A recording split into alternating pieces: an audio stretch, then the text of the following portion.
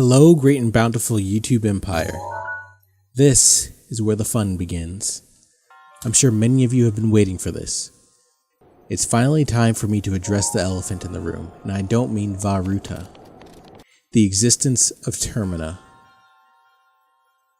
Up to this point, I've almost exclusively discussed the physical and geological evidence for Termina's existence.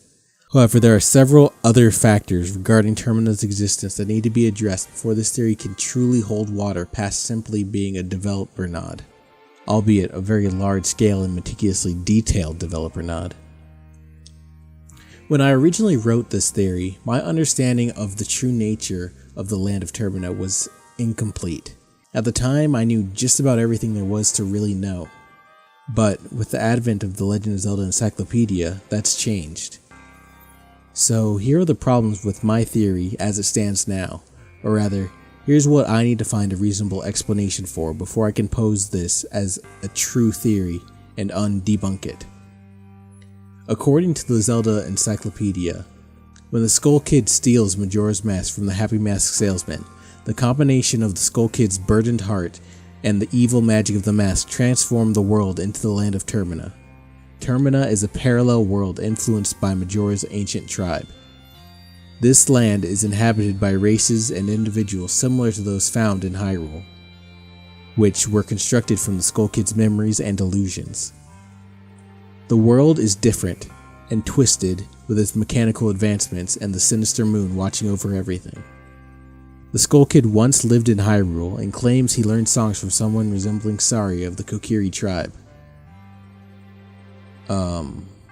What? This new information seems to fly in the face of much of what we've known about Termina up to this point. It's the sort of thing that would make just about any other theorist give up. But then, I suppose it's a good thing I'm not any other theorist. That said, this isn't quite all of the new information provided by the encyclopedia. I'll lay out the rest of the info for you real quick, then I'm going to start breaking things down so we can figure this out. In Clocktown, at the heart of Termina, there's a story passed down telling of 4 giants. According to the story, the giants once lived together in harmony with the town. And there's also mention of a mischievous imp, the Skull Kid. The 4 giants were spirit friends of the Skull Kid, who, much like Termina itself, were created in a new form by the power of Majora's Mask. As for the Skull Kid's past deeds, they are now legend among the people of Termina. As the legend continues, the giants are sealed away and Termina is fated to be destroyed by the swiftly falling moon. Luckily, the hero of time appears to defeat the curse of Majora's Mask.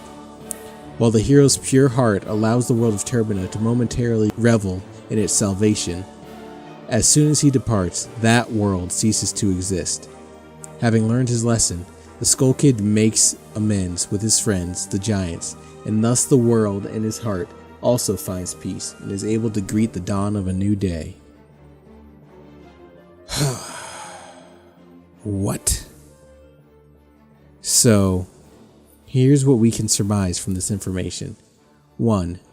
Termina doesn't exist. It's a construct of Skull Kid's imagination that warped the land and took physical form. Despite this, Termina appears to have a history and legends told of the past deeds of the Skull Kid, in spite of the fact that it apparently didn't exist prior to Skull Kid obtaining the Majora's Mask. 3. The 4 spirits, or giants, were the Skull Kid's friends. When they leave, it saddens the Skull Kid, resulting in him lashing out at the people. He's then banished to the heavens, Hyrule, before acquiring the Majora's Mask. 4. Once Link leaves Termina, the land ceases to exist. Now, we just need to interpret what all of this really means. Before we try to address the lore of the world, we first need to figure out if Termina really even exists. Because, taken at face value, the statements made by the encyclopedia seem to suggest it doesn't. I can say confidently that this is true. Termina didn't really exist. It was merely an illusion brought forth by the powers of the Majora's Mask. But that doesn't mean that any part of my theory thus far is wrong. Looking closely at what exactly the encyclopedia is saying, things start becoming a bit clearer. The combination of the Skull Kid's burdened heart and the evil magic of the mask transformed the world into the land of Termina.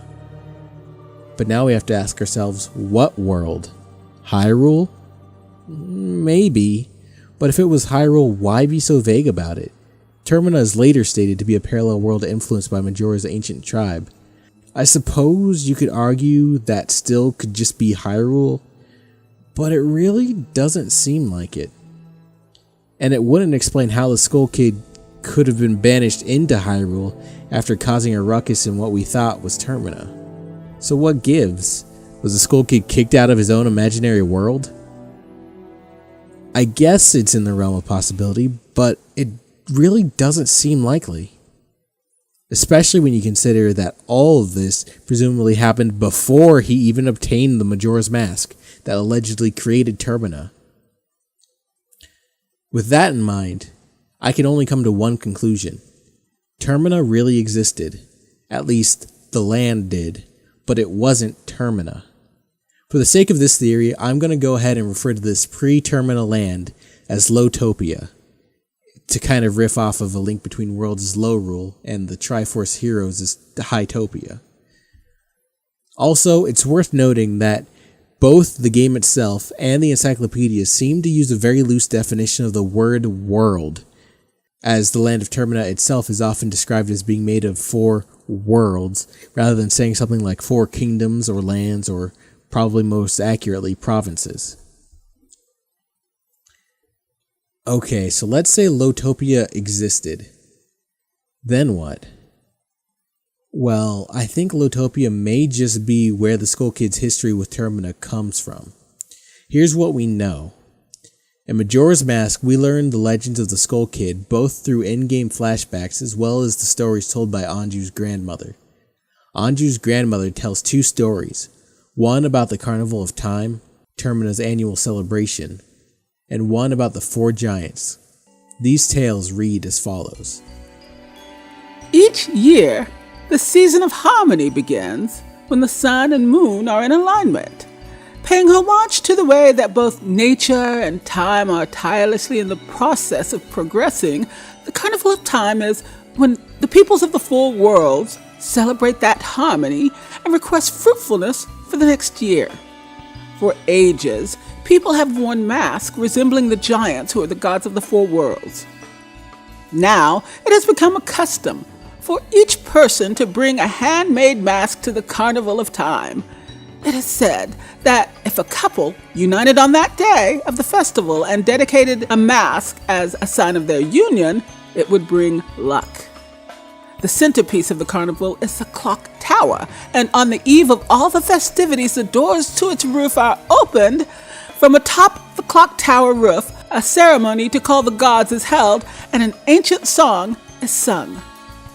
All of these festivities for the Carnival of Time are held so that we might ask the gods for a rich harvest in the year to come.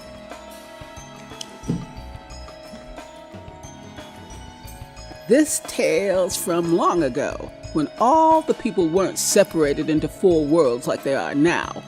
In those times, all of the people lived together and the 4 giants lived among them. On the day of the festival that celebrates the harvest, the giants spoke to the people. We have chosen to guard the people while we sleep. 100 steps north, 100 steps south, 100 steps east, and 100 steps west. If you have need, call us in a loud voice by declaring something such as, "The mountain blizzard has trapped us," or "The ocean is about to swallow us." Your cries shall carry to us. Now then, there was one who was shocked and saddened by all of this, a little imp. The little imp was a friend of the giants before they had created the 4 worlds. "Why must you leave? Why do you not stay?" The childhood friend felt neglected, so he spread his anger across the 4 worlds. Repeatedly, he wronged all people.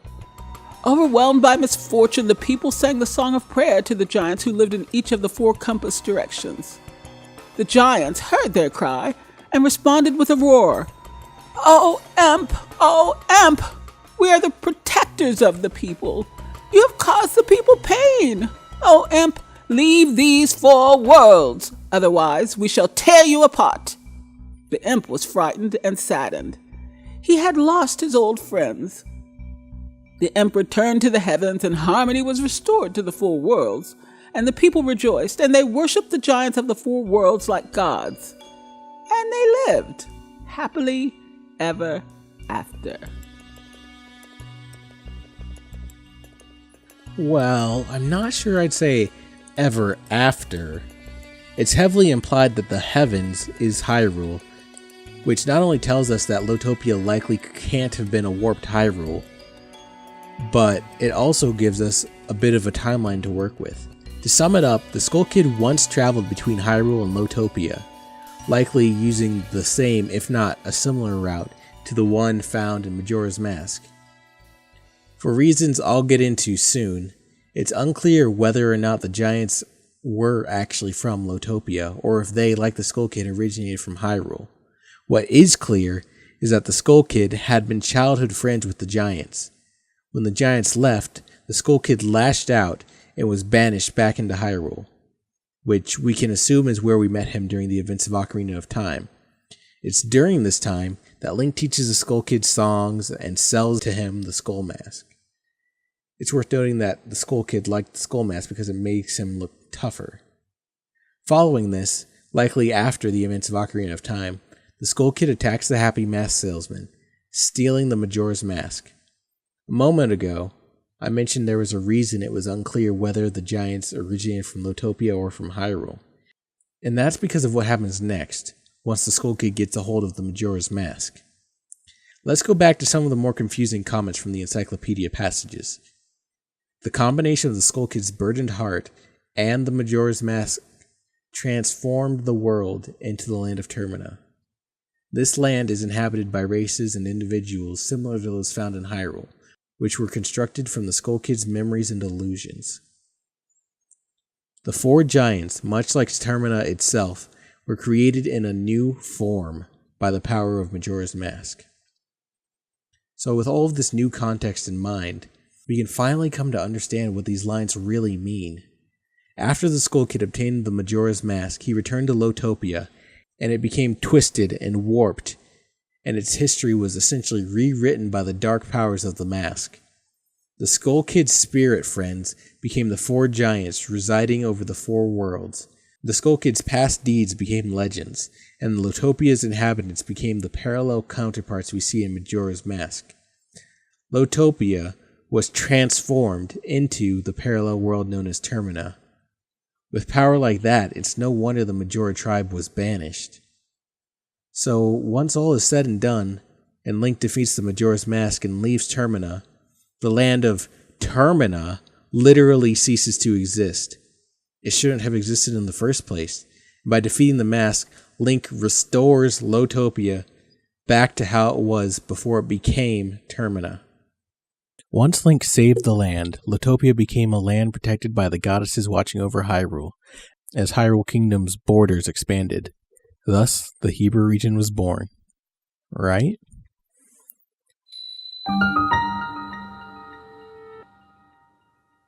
Well, the land of Lotopia banished the Skull Kid back to Hyrule. When the Skull Kid got the Majora's Mask, he returned, and with the mask's power transformed the land of Lotopia into the land of Termina, projecting imaginary histories and inhabitants onto the land while similarly transforming the existing inhabitants, all based on his own perception and delusions. The hero of time comes to save the land, and Termina ceases to exist as a result, returning to the land it once was, that I've been calling Lotopia. Sometime after, the land would eventually become a part of Hyrule as the Hebrew region. Seems pretty open and shut, but there are still some unanswered questions and a pretty big gap between Termina disappearing and Hebra appearing. What happened between that time? Furthermore, there are a few things I need to discuss in regards to the map of Hyrule from Four Swords Adventures. Assuming my theory is accurate, the Four Swords Adventures map, the last known geographical record of Hyrule before the events of Breath of the Wild, appears to be dramatically different from the Hyrule that appeared before and the one I'm postulating appeared after. Well, let's stop for a moment and take a deep breath. We've made it to my final breakdown.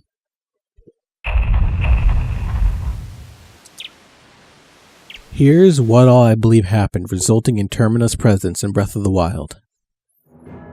After the events of Ocarina of Time, the hero, Link, was sent back in time to live the childhood he missed.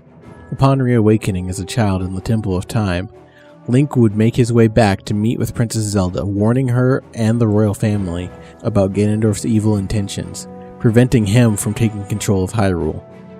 Ganondorf was apprehended and the 6 sages were gathered together and awakened, forming the Sword of the 6 Sages used to execute Ganondorf.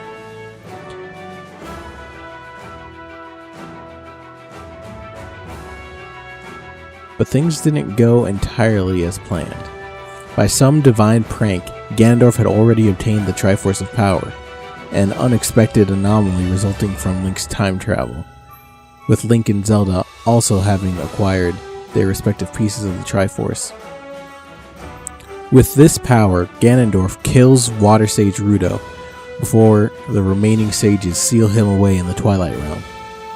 Meanwhile, Princess Zelda says goodbye to Link as he takes off on his personal journey to recover his lost friend, Navi. This brings us to the beginning of Majora's Mask, which I've discussed multiple times over the course of this series. The Skull Kid, having obtained the Majora's Mask from the Happy Mask salesman, mugs Link, robbing him of his horse and the Ocarina of Time. Link pursues and gets transformed into a Deku Scrub by the Skull Kid. As a Deku Scrub, Link makes his way through the catacombs, briefly passing by the corpse of the Deku Butler's son, from whom Link's current form had been taken. Link finds himself in the clock tower at the center of Clock Town, where he meets the Happy Mask salesman, who sends him on a quest to recover the Majora's Mask in order to prevent the destruction of Termina. Link's quest takes him to the 4 corners of Termina, where he must rescue each world from the curses put in place by the Majora's Mask and rescue the 4 giants that have been sealed away by those curses. And for those of you that subscribe to the popular theory about Majora's Mask, Link isn't dead. The 5 stages of grief represented in the game's 5 worlds comes directly from the Skull Kid himself, grieving over the loss of his 4 spirit friends, the giants. It's the will of the Majora's Mask that he wears that's warping Termina's reality. The land of Termina itself doesn't really exist, rather it's a construct that overlays the land that originally existed there, merging together the pre-existing elements with Hylian elements, creating a world warped and twisted and yet parallel to Hyrule. After defeating the Majora's Mask, Link returns to Hyrule, and we know from the Zelda Encyclopedia that the land of Termina ceases to exist. As my theory dictates, it's at this point that what had once been the land of Termina is restored to being the landmass of what I've been calling Lotopia, that would later become the Hebra region. It may not mean too much, but it is worth noting that Link was able to take items with him from Termina into Hyrule, items such as the hero's bow making an appearance in later games, in this specific case Twilight Princess.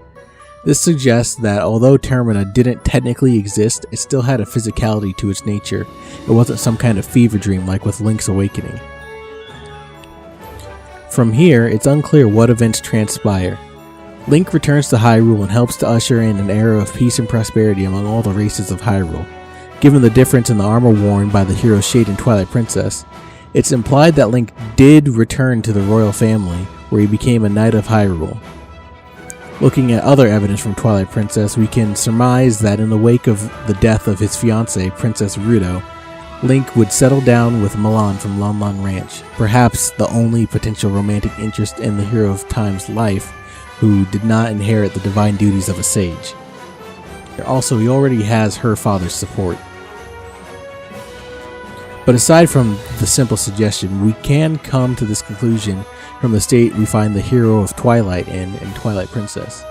It's heavily implied, if not directly stated, that the Link from Twilight Princess is the descendant of the hero Shade, who has been confirmed to be the Ocarina of Time Link. There are other interesting connections too. Twilight Princess's hero begins the game as a rancher and owning a horse very similar to the one from Ocarina of Time that happens to also share the name Epona. And on top of all of this, the treehouse he lives in greatly resembles the Ocarina of Time Link's own home in the Kokiri Forest, so much so that it seems extremely likely that they may even be one and the same. However, that's a topic for me to discuss in a future episode. So I think it's safe to suggest that this may have been the way things went leading into Twilight Princess. Something else of interest has occurred by the time of Twilight Princess as well. In the time between Ocarina of Time and the era of Twilight, Hyrule, while still much the same, has also changed dramatically. Great fissures stretch out across the land, greatly expanding Hyrule's landscape. No longer is it the small map of Ocarina of Time, but it's now grown into something much larger. Following this brings us to the era of Four Swords adventures. By the time of this era, Hyrule has once more changed pretty dramatically. This particular map of Hyrule is actually pretty interesting for several reasons, but that's all for another video. However, it's worth noting that this map is much smaller than that of Twilight Princess, and actually greatly resembles the map from A Link to the Past and A Link Between Worlds.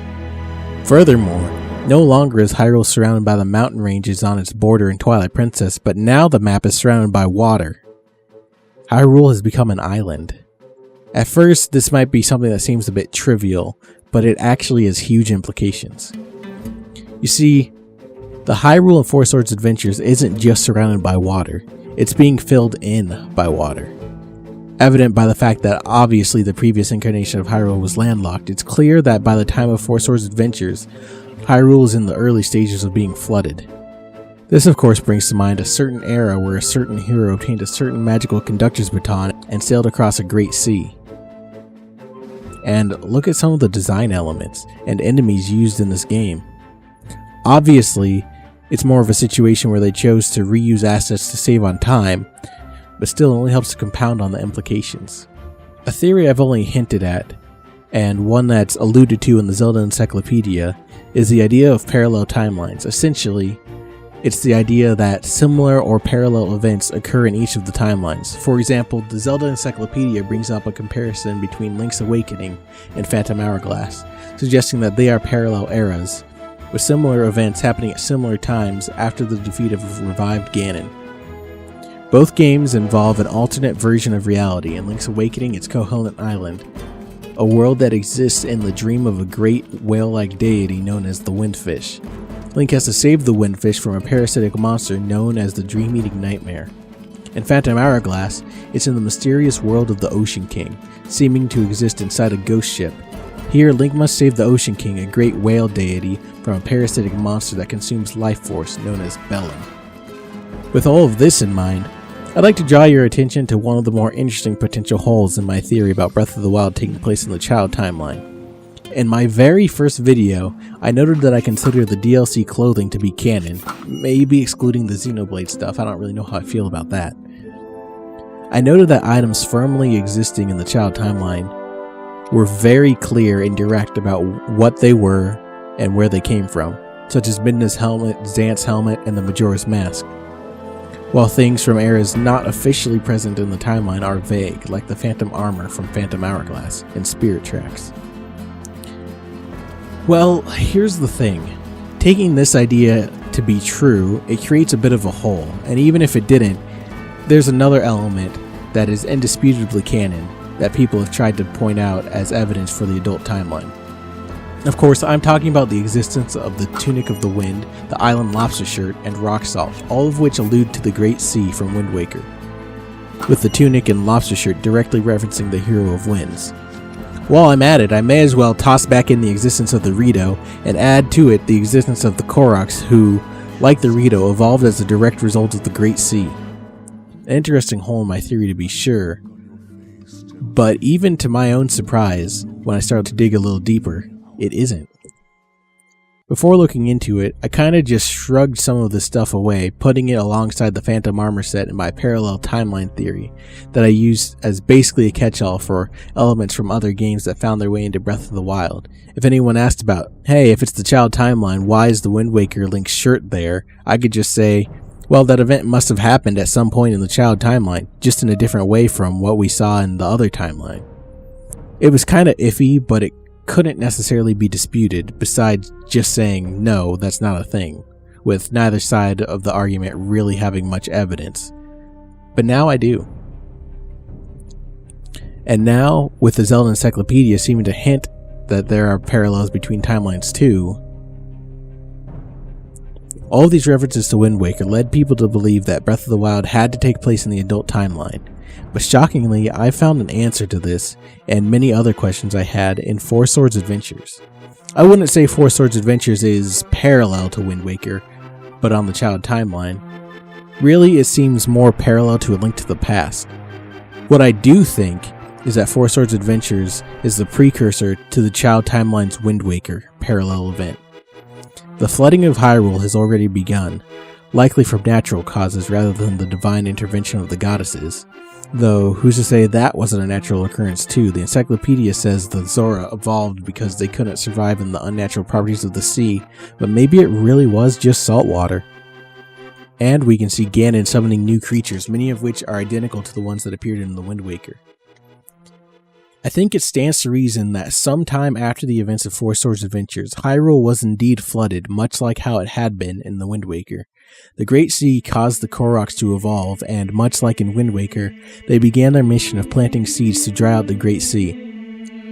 Whether the waters receded from natural causes or the interventions of the Koroks is unclear, but what is clear is that the version of Hyrule we get in Breath of the Wild is a Hyrule that has recovered from the flood that began in Four Swords Adventures.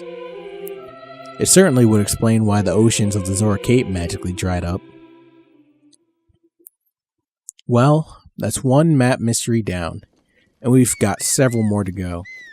But before I end this mystery, I do still have one lingering question, and I may need your help to answer this one, because I haven't quite been able to figure out just when the Zora evolved into the Rito. In a previous episode, I suggested that sometime after Ocarina of Time, the freshwater and saltwater Zora switched places, causing the freshwater Zora to evolve into the Rito. But there are admittedly a few problems with that idea that I didn't get fully ironed out in this episode.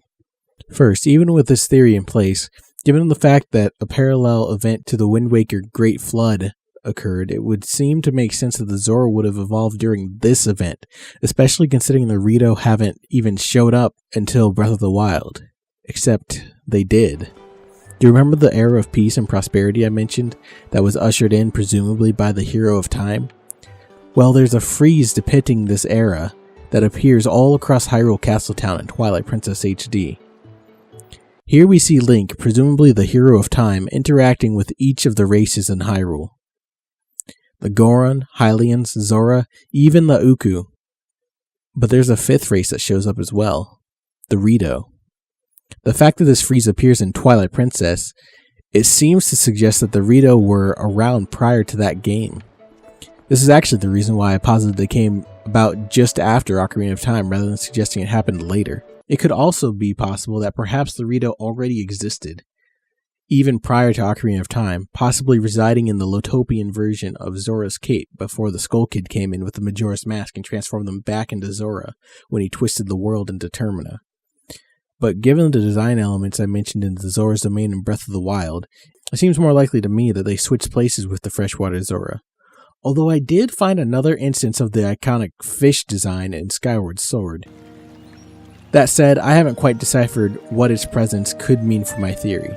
So if you have any ideas about when and how the Zora might have evolved into the Rito prior to Twilight Princess, I'm very curious to hear what you think about it. With all that said, thank you for watching. I'm Chiin Ferno, and this has been another Zelda Map Mystery Solved.